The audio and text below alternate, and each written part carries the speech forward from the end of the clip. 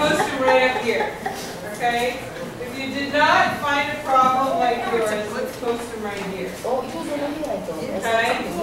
If you did not, now, an activity like this, am I going to find the same number of post-it notes posted as there are people in the class? What's the importance of letting an activity like this be anonymous? Okay. Nice.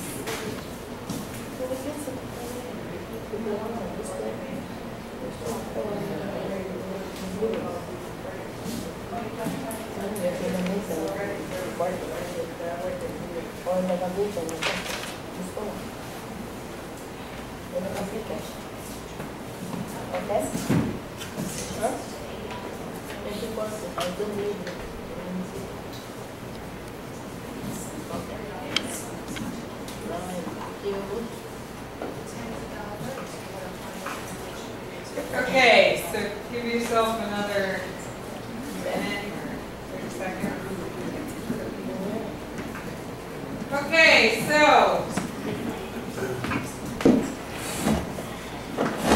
guy walked into the math department meeting and said, so what's the difference between a donut and a coffee mug? You heard this joke before? No. Well, topologically they're the same. Think about Play-Doh and think about making a coffee mug and think about a donut. Without puncturing, can you mold from one of those to the other? So, as a note, when we said, what's your problem similar to, that's a question of its own, right? We're not, part of what I wanted you to do is to actually just walk around and see a variety of problems, okay? Working on this curriculum for me has been a learning experience in that I was primarily a high school teacher. And so,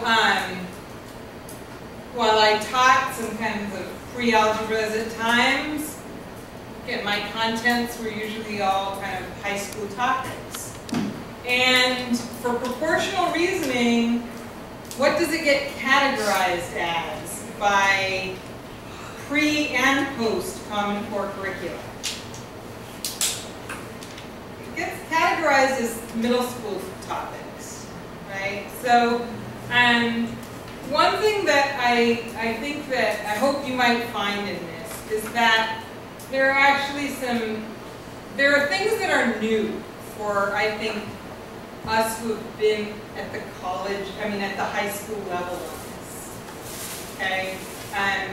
There are, and maybe you saw that a little bit as you walked around the room just now, okay, that when we think about and talk about proportional reasoning, for many of us, it might be, it's one of those problems where I kind of set up, this is to this, that is to that. And then I do that thing, and boom, I get a result, right? And so I think that it's an important point for us to actually let ourselves become aware of, you know what? This is a topic that it's worthwhile for us to kind of open the doors in how we think about it. Because if you are high school teachers, then this hasn't necessarily been what we focused on developing. Now, the reality is that when kids got to 9th grade, had they mastered proportional reasoning? No. Okay. Okay. So this is an interesting piece I hope you found about what does proportional thinking and proportional reasoning mean. And I think that people who have become math teachers, we do it all the time. We may or may not realize that that's what we're doing. But we do it all the time. So for me, one of the things that pops out is an annoyance with journalism that doesn't make things relative. What do I mean by that? So here's an example that was in the news last week. Okay, PBS NewsHour kind of flashed this fact at the end of a story on Katrina. And they said 75,000 blacks who left New Orleans after Katrina never returned. The Hispanic population has grown by 30%. Okay, those two bullets are what they posted as a fact. So turn to your table. What is kind of meant by, what might a proportional thinker feel is missing? Go ahead and turn to your table and see. What's the problem here?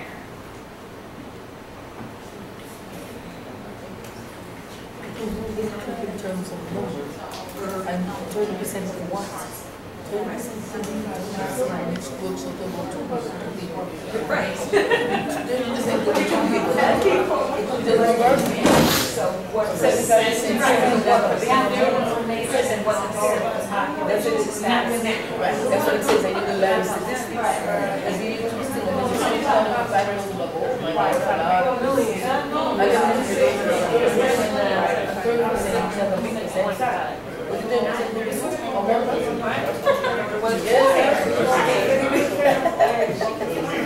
Okay,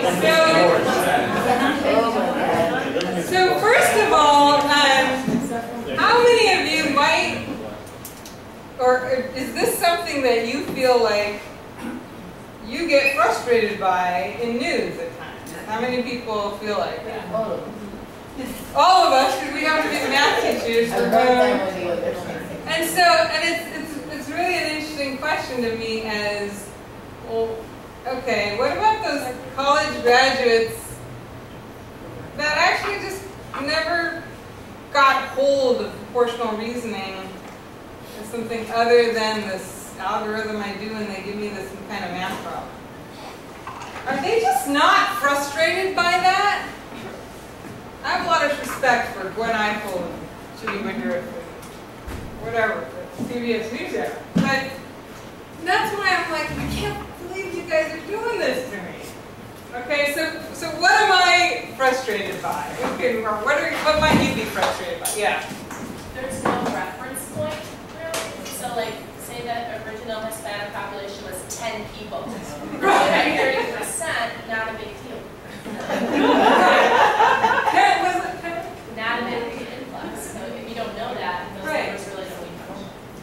And similarly, then, with the 75,000 number, what was that? 75,000 out of 100,000? Or was it out of a million? Right? And then the fact that they actually put both of them out there, where one of them they're giving it as a percent, and the other one it even makes it more. Yeah. I think I'd like to agree with the news. It's just my theory, but because it probably wasn't significant, they had to make it seem like it was a big deal. So saying 75,000 sounds like a lot when it probably wasn't. I think that's a really interesting point. And so, do journalists actually sometimes do it because it becomes more hooking to some people? I think that's the emotion. Okay. But I don't know. Again, I have a different respect for the PBS NewsHour, and I would have hoped. But okay. So, by the way, I can get you. Sorry that I didn't add this in, but now I realize it didn't. There is a website here where you can find out a little more in terms of answers to these. If they didn't put it that way, would you want to read your article? I think you're making a good point. Like, I think that sometimes these numbers can be hooking, and they may gain or lose readers because of that hook, right? I mean, again, for reputable journalists, and this happened to be this flash at the end of their story. I'd already watched their story on it. So, but I think you're raising a good point. but so the headline could be something that maybe doesn't give us the relevance, the connection, but would they give it to us somewhere else in their article, right? So that's they want you to read it. They want you to read it. Right.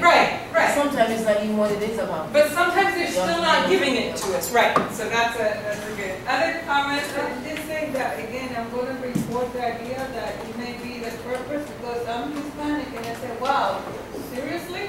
Maybe that's a place that I have to look into when I get out of the city. So maybe they want to build a city. They know a lot of construction workers who go over there, you know, and it could be a purpose. Yeah, absolutely, right? So are they may have a purpose, and then we can kind of talk about, are there ethical obligations that journalists feel that they have? Usually we should combine with that.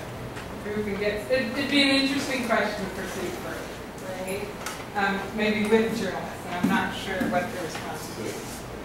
Okay, so proportional reasoning is something that's relevant. It shows up all the time. When you go to the doctor's office, right, and these days I think they usually will test for your white blood cell count before they give antibiotics because of the issues with too many antibiotics, right? How many people have been on an antibiotic in the last 10 years?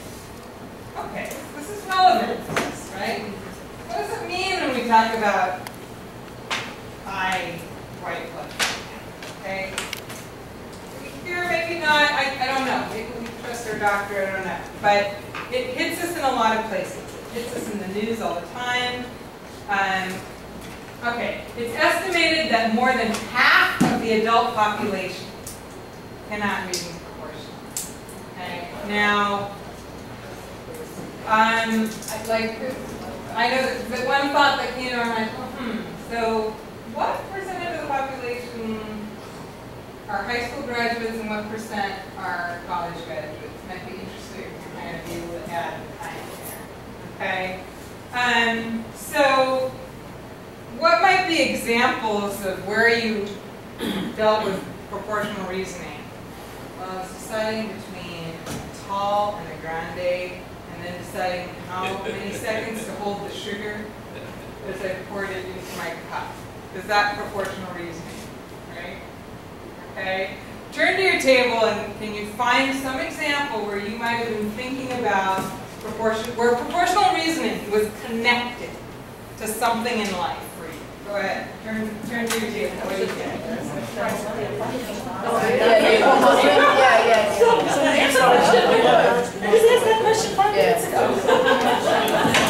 No, I haven't had that answer.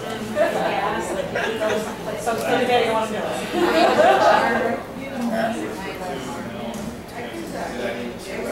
I just did it. So you decided on Lisa Bond. So you decided Lisa Bond. My daughter just said It depends on all the change. If you change it from your right? I'm sorry. At least because everybody's at least Sorry.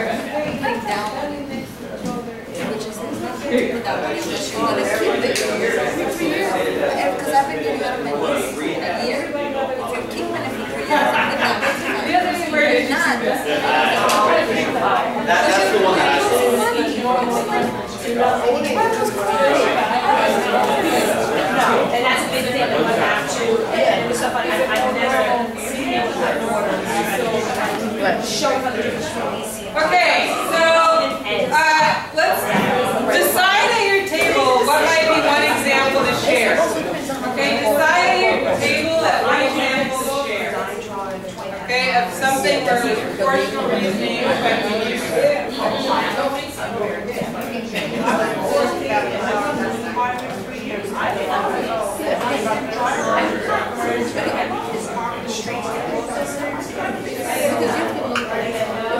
Okay, go ahead and finish your sentence.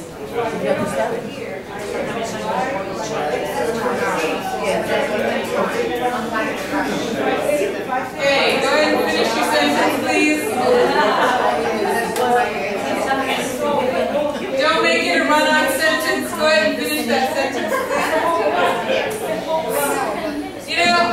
as a teacher, I used to be much, when I started teaching, I was more abrupt in how I would sometimes try to get my students' attention.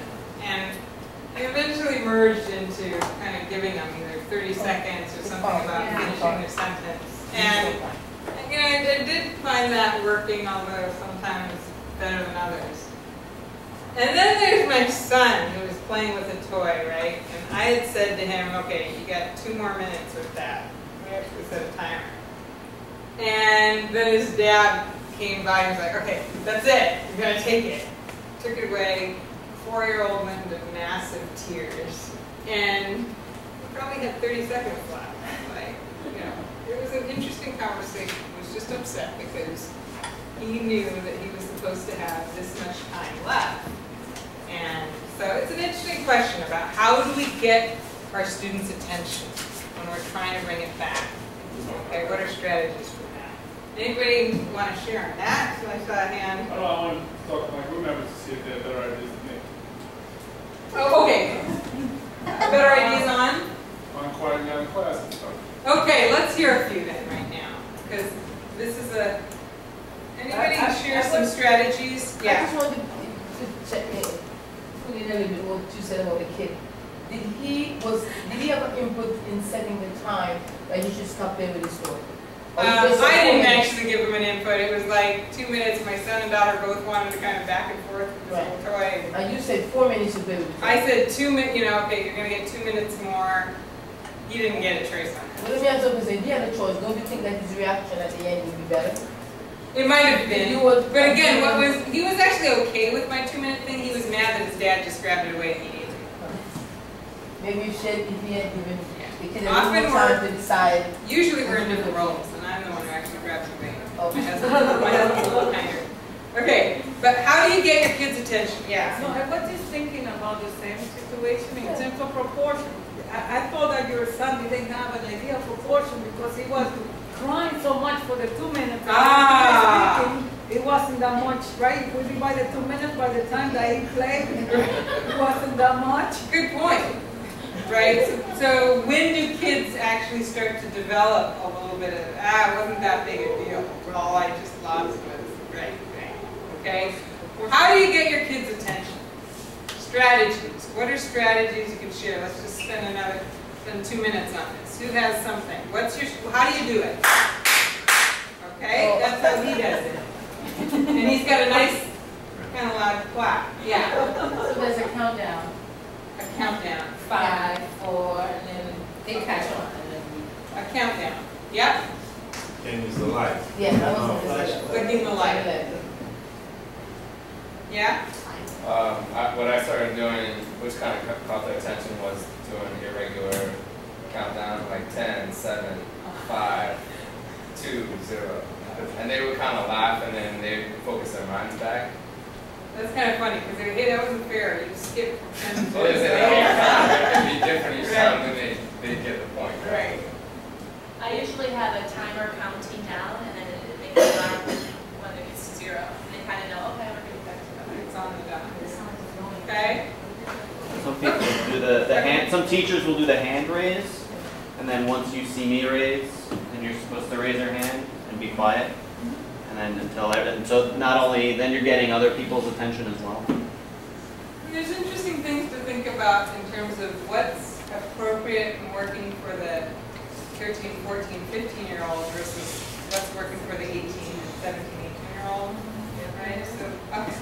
But now I'm going to come, I want somebody from the table to share what was an example of some kind of proportional reasoning problem. Okay? So let's start over here. What was an example of something? Well, with a car, either leasing or financing. So which will be a better deal? So you were kind of comparing two things? Yeah, actually this week. This week? So trying to figure that out. Okay, so was it thinking about amounts per month and things like that that started to get in, right? So when we're thinking about that, we're right onto it. Okay, how about this group? We had price per unit, whether by bulk or individually. and then you put the time value. If I buy 14 loaves of bread, it's cheaper, but 13 of those are going to go back. So. And there's that storage question, Yeah. whether we're doing that. But so maybe every time we go into a grocery store, right, that people who have proportional thinking do a little thinking about what are we doing here, right? Okay, how about this group?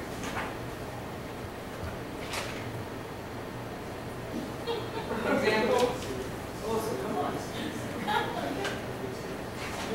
Let's see this.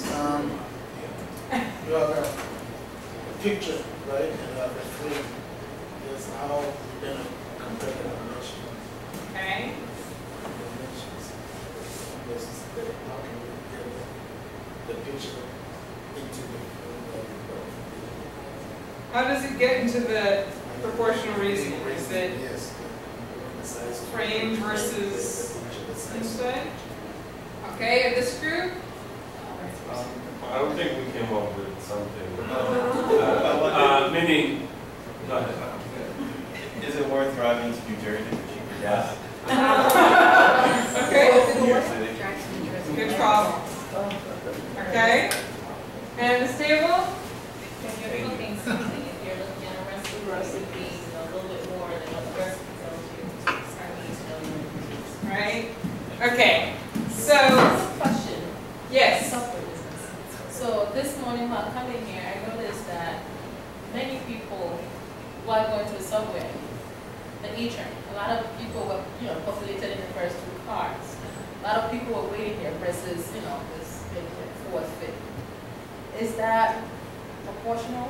I mean, thinking, is there something going on here? I don't know. They don't want to walk. It's an interesting question.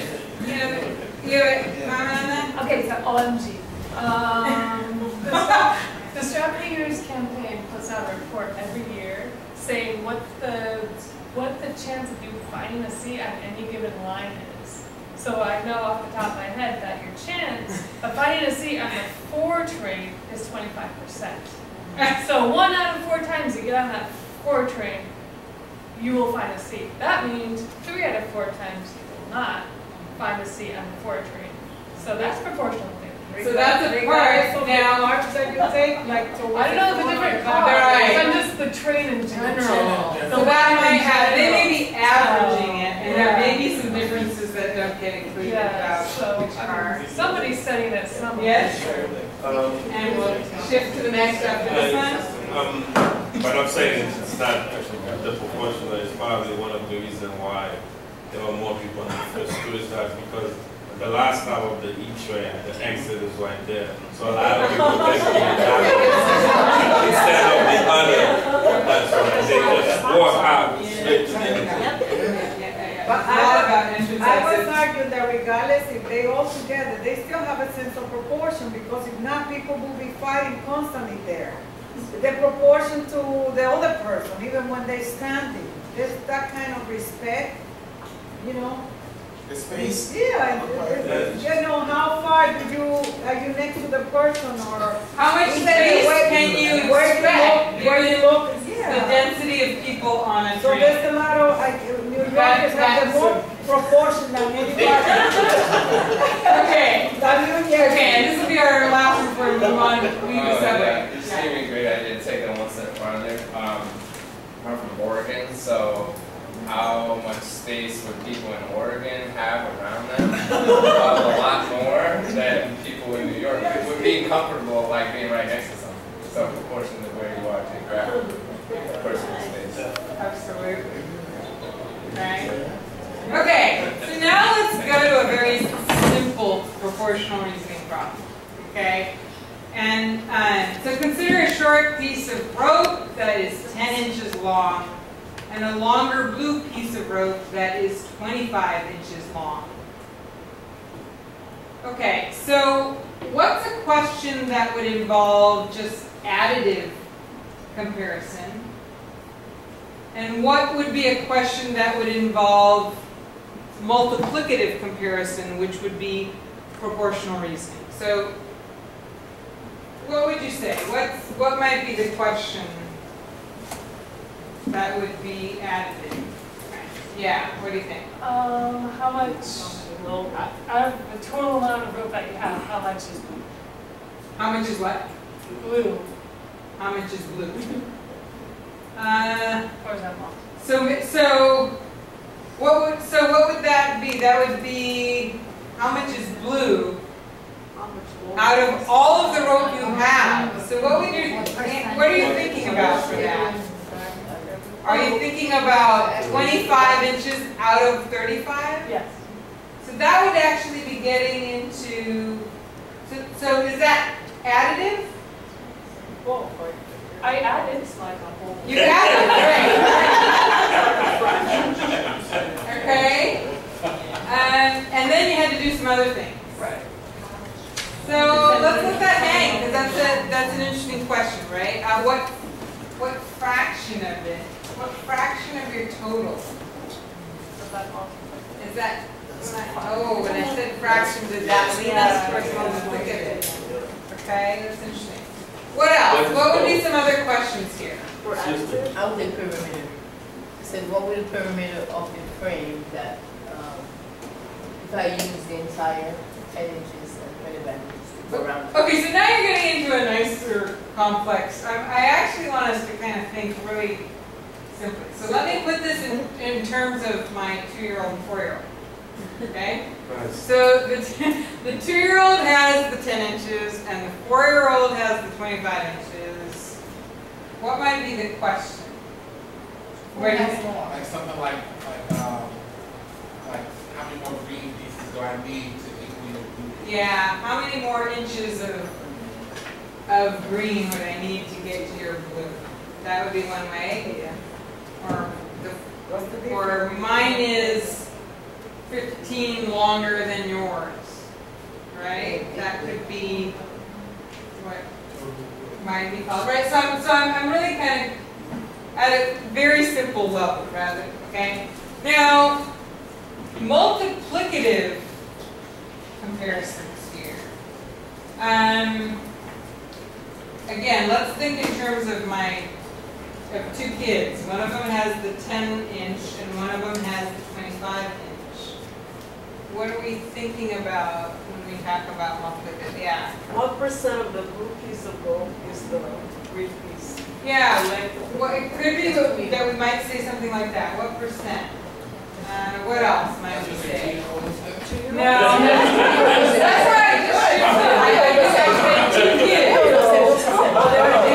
They won't get that. In fact, 2-year-old can't even count that 15 difference. But what else? Percent would be one round. What would be another one? Time. Like. Yeah, you know. Like it's like it's like 1.5 times more. Yeah. How many times long? How many times more? Mine's twice as long as yours. That's not correct, but you could see little kids saying something like that. Twice as long, right? You can see that applying to some different situations here. But, so if twice as long, if saying that the blue is twice as long as the green is slightly incorrect, what would be the correct way for me to be precise on that? Not twice as long, it is 2.5 times as long on this one, right? So what do you have to do to the 10 to get to the 25? You have to multiply it by 2.5, 2 times 5, 2.5 or 2.5, right? Whereas when we're thinking about additive, what do we need to do to get from the 10 to the 25? I need to add 15. So we can think about that differently, right? Okay, so this is making some kind of a juice mix. You put some grape juice and some apple juice together and you get this particular blend that you want, right? So somebody mentioned recipe. This is kind of the recipe idea that we're thinking of, right? So we could think about how we can do problems both with additive reasoning as well as multiplicative reasoning here. Okay? So some younger person doesn't necessarily think in the multiplicative sense. They need to make a whole lot more punch. They could kind of just keep going, okay, 2 of this, 3 of this, 2 of this, 3 of this, 2 of this, 3 of this, right? Whereas the multiplicative thinker can think about it a little bit differently, and then kind of can say, okay, I'm just going to multiply them both by 4. Okay, so 8 cups of grape juice and 12 cups of apple juice is another way for me to do that, to get to that same result. But one thing that we can kind of see here is the context can be the same context, and there's an approach that we would call using additive reasoning, and then another approach that we would call using multiplicative reasoning. Okay? So when we're talking about proportional reasoning, it'll refer to the ability to kind of scale up or down in appropriate situations and to supply justifications for assertions made about relationships in situations involving simple direct proportions and inverse proportions. Okay? So the ability to scale up and down. That's what we're often doing when we're thinking proportionally. Okay? But we can also see from the spread of problems around the room, when we're talking about proportional reasoning problems, there are a lot of different kinds of problems that we can be thinking about. Okay? So, or whether some of them are necessarily all the way, some of them you saw where it's just, does it go up or down, right? If 8 people can clean a house in 2 hours, 2 people clean that house in, and the task here is really, is this going to go up or down? Right? In how many hours, right? That is a problem involving proportional reasoning. Okay? Okay, so we're going to be going through, okay, so let's see, some research findings on proportional reasoning to just kind of keep in mind. There's the recommendation is that students need a lot of time to develop this thinking, but we don't quite have that. We're teaching 12th grade transition math, and their recommendations might apply more to, ideally, in a perfect world, proportional reasoning. It's probably developing as early as 4th, 5th, and 6th grade, and moving into middle school, and then being utilized in high school, right? Then there are big questions around the cross-product algorithm. There's a sense that when students start using that algorithm too early, they lose opportunities to think about proportional situations and to develop more mathematical sense around the logic in proportional reasoning. Now again, we're in an interesting bind here. We have 12th graders. We know that these 12th graders have had that cross multiplication thing taught to them. Is there a logic and a sense to them about it? There's an algebraic explanation, but it's void of context. It doesn't have the context. It has an algebraic perfection to it, but it loses the context. Okay? So let's see. This is what we just kind of said. There's a sense that if you teach it one route too early, they just don't get the chance. It can obscure or interfere with their understanding of it. Okay, and so one way to kind of put this is, it's not about whether you teach that algorithm, it can be about when you do it. Okay, so now we're going to shift gears and just start off with the problem independently. Okay? But what I'm asking you to do is to think about how would you do this problem without using the kind of cross multiplication algorithm. So just think through this problem. I'll go ahead and read it. To make 1 glass of lemonade, use 3 tablespoons of lemonade mix and 6 ounces of water. How much lemonade mix do you need? How much lemonade mix do you need to add to 2 quarts of water to make a pitcher of lemonade? Okay. So take a few minutes to kind of think about what's a method and a route for you to do that problem that does not involve the cross-product algorithm. Okay, so go ahead and work on your own. Go ahead and work on your own for your first 3 or 4 minutes.